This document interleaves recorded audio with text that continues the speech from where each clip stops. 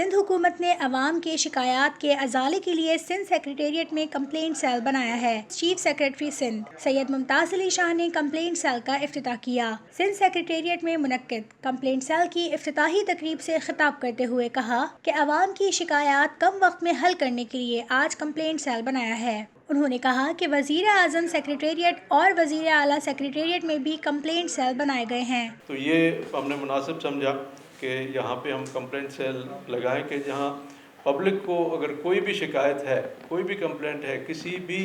Department کے حوالے سے، کسی بھی آفس کے حوالے سے، کسی بھی آفیسر کے حوالے سے، تو وہ اور کوئی اگر فورم نہیں اس کو ملتا تو کم از کم یہ فورم اویلیبل ہے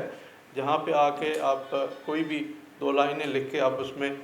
ڈال دیں تو وہ ہمارا یہ آفس جو ہوگا وہ اس کو دیکھے گا، اور اس میں یہ میں آپ کو بتا دوں کہ اس کا ریسپانس ہم انشور کریں گے کہ 24 آورز میں ریسپانس فوراً مل جائے گا۔ انہوں نے کہا کہ سندھ حکومت نے ایک ایسا نظام قائم کیا ہے جس سے اب عوام کی شکایات کے ازالے کے لیے حکومت بر وقت کارروائی کرے گی۔ انہوں نے کہا کہ شکایات کے ازالے کے لیے تمام محکموں کے متعلقہ افسران کو ہدایت جاری کر دی گئی ہیں۔ ممتاز علی شاہ نے کہا کہ افسران کی کارکردگی بھی اب شکایات کے ازالے پر انحصار کرتی ہے۔ یہ جو سسٹم ہے یہ آفیسرز کی پرفارمنس کو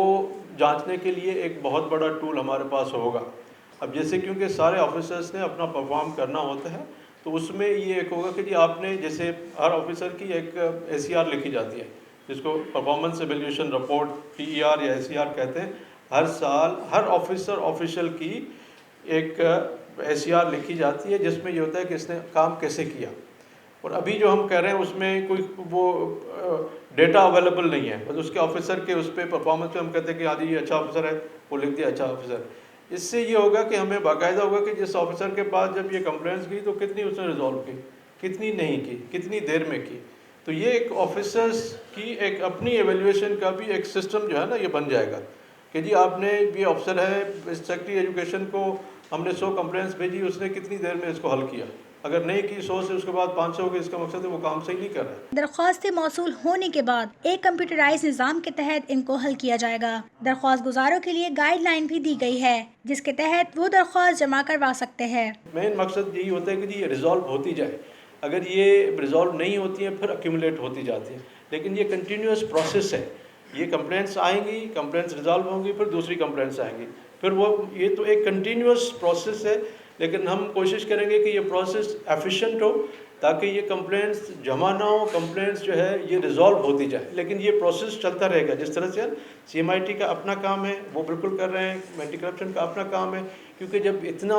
اتنی بڑی ایک پورا پروونس ہے، پوری گورنمنٹس چل رہی ہیں، اتنے ڈپارٹمنٹس چل رہے ہیں، تو یہ بالکل ایک دم ہم کہیں کہ ہر چیز سموتھ ہوگی، یہ ہے نہیں۔ یہ ان کے ساتھ یہ جو جتنے میٹرز ہیں یہ چلتے رہیں گے، لیکن ہماری کامیابی اس میں ہوگی کہ جو میٹرز سامنے آئیں وہ ایفیشینٹلی ریزالو ہوتے جائیں۔ نیب کی کارروائیوں سے متعلق ایک سوال کے جواب میں انہوں نے کہا کہ یہ تاثر غلط ہے کہ افسران میں نیب کا پریشر۔ انہوں نے کہا کہ تمام ادارے اپنی آئینی حدود میں رہ کر کام کر رہے ہیں۔ ہمارے جتنے ادارے ہیں، نیب ہے، اینٹی کرپشن ہے، ان کا کام ہے کہ کرپشن کو روکیں۔